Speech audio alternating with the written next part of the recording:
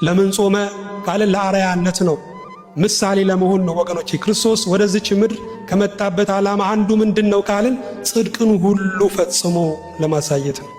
ምን አይነት ሰዎች መሆን እንዳለብን ለማሳየት ነው ወገኖቼ። ክርስትና ማለት ባጭሩ ክርስቶስን መስሎ መኖር ነው። ክር መርፌ ላይ ከታሰረኮ መርፌው ባለፈበት ሁሉ ምኑ ያልፋል፣ ክርም እየተከተለ ያልፋል።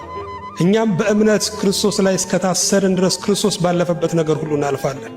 ክርስቶስ ባለፈበት ትሕትና፣ ክርስቶስ ባለፈበት ጾም፣ ጸሎት፣ ክርስቶስ ባለፈበት ቸርነትና ደግነት እናልፋለን።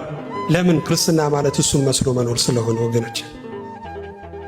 የክርስትና የመንፈሳዊ ሕይወት መለኪያው መስፈርቱም በእኔ ቦታ ጌታ ቢሆን ኖሮ ምንድን ነበር የሚያደርገው?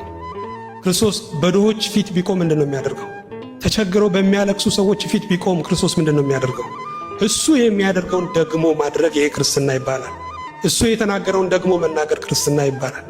እሱ የረገጠውን አስተካክሎ መርገጥ፣ በትክክል መርገጥ ይሄ ክርስትና ይባላል ወገኖች። ስለዚህ ለአርአያነት